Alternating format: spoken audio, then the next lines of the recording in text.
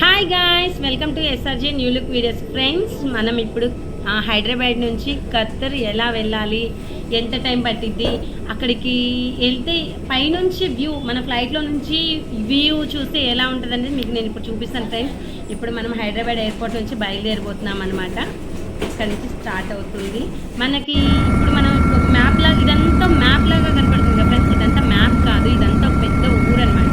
ఇంకోటి ఏంటంటే అది మొత్తం ఇసుకే ఫ్రెండ్స్, ఎడారిలో కట్టేసుకున్నారు వాళ్ళంతా ఇల్లులంతా. ఇంకోటి ఏంటంటే మనం ఇలా వెళ్తూ ఉంటే మనకి ఇదంతా ఇసుకే, ఎడారిలాగా ఉంటుంది. కాకపోతే అక్కడ స్కై బ్లూ లాగా కనపడుతుంది కదా, చూస్తే వాటర్ అనుకుంటాం, కానీ మనం వెళ్ళే కొద్దీ అలా కనపడుతుంటుంది కదా, వాటర్ కాదు, కొంచెం చిన్న చిన్నగా వైట్ వైట్గా ఉంది చూడండి ఫ్రెండ్స్, అదే వాటర్ అనమాట.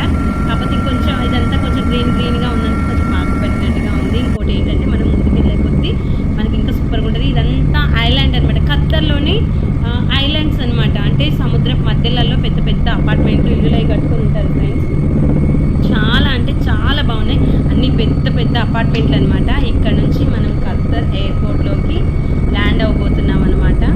ఇదంతా ఇంకోటి ఫ్రెండ్స్, మనకి దుబాయ్ ఖత్తర్ దగ్గర దగ్గర అనుకుంటాం, కాకపోతే దుబాయ్కి ఖత్తర్కి మధ్యలో ఒక పెద్ద సముద్రమే ఉంటుంది అనమాట. అదంతా మీకు నేను తర్వాత వీడియోలో చెప్తాను, చూపిస్తాను ఫ్రెండ్స్.